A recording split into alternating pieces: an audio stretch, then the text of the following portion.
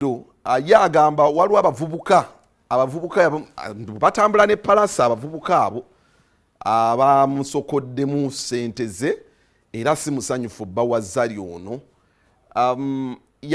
Kasooke twabe embeera eno, kasooke twabe ku mbeera eno. Hello. Omukulu gyebaleko. Kale brother gyebaleko. Kale oyogera nange Shakib. Stories. Nfunyemu obuzibu.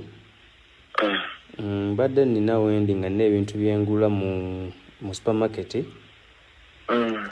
Nenumbibwa waliwo abantu abanumbye. Ne batwala batutte ne bantwalako batutte ensawo yange mbadde ninamu essimu zange 2 ne ssente zange ne chaini zange.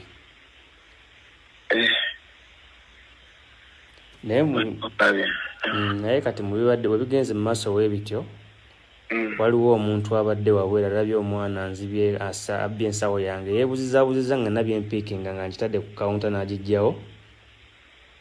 Wabula mukulu waliwo omwana abadde wabweru n'aŋŋamba alabye omuntu afuluma n'alinnya ka booda n'adduka naye n'aŋŋamba omwana oyo atera mulaba na anko P. Mbonange N'aŋŋamba omwana oyo amulaba atera mulaba na Pallaso.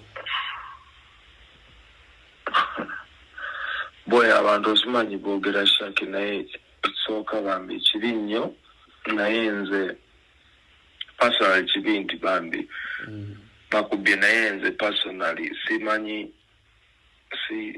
nze mbeera n'abantu bangi okimanyi like omwana oyo abadde wabweru aŋŋambye ye abeera simanyanga abeera na kamiliyoni naye yafulumye basona kungamba bali bonna naye oli n'aŋŋamba nze nyimiridde buyimirizi wano naye afulumye mulabye nze mbeera na kamiliyoni omwana oyo abeera na Pallaso omwana oyo bamuyita Benja. Boy wange sina Benja gwe mbeera naye nze mbeera n'abantu bangi. Yes, sijja kumwegaana ye yagambye nti tamanyi. Nali ntambula nnyo ne kamiliyoni naye Uncle P nali sitambula naye nnyo naye nga amanyi. Amanyi kale tubadde twogera ne ku simu lwakubanga nti nze mbeera wala ne waali so ate naye abeera bize nange mbeera bize. Shakibu bw'oba onoonya essimu zange kwe ziri ate siri wala ndi muno mu Kampala. Waliwo abadde bangambye simanyi ki munadduse bingi bye boogedde naye nawulidde Uncle P ng'agamba nti tamanyi. Oyinza osanga abadde naye sibitegeera mbutuufu just okusinziira ku mulimu guli gwenkola tomanya nti omuntu ate ayinza okuba nga takwagaliza ate n'ateekawo eyo embeera.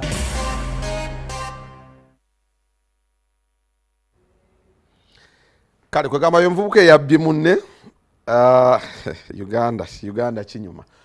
Kale naye nga Omulangira Ndawusi nkutumiddeko nnyo yaka message nkalabye muganda wange. Mulangira Ndawusi is a general twali naye ku lunaku olwokutaano ayina bandi gye yatadde bandi ye y'abayimbi abaagala omuwagira. He has a band, he has assembled a very big band, so mwongere okumuwagira Omulangira Ndawusi undisputed Omulangira.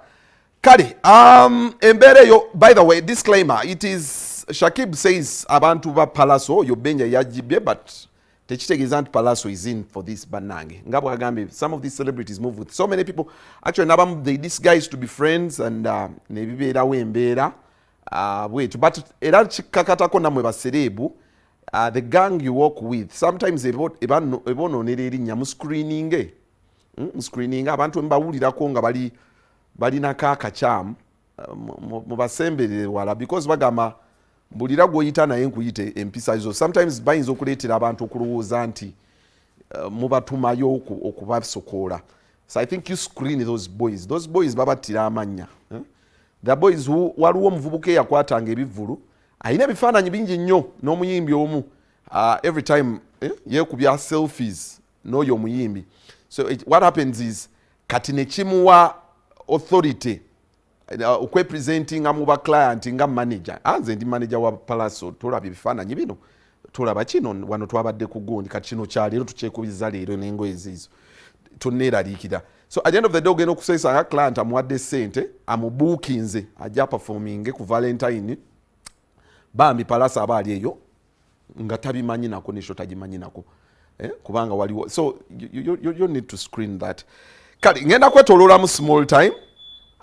Bwenzira nina emboozi ku Ronald Mayinja, nina emboozi ku Bobby Wine bingi katoke twetole mu small time nkomewo.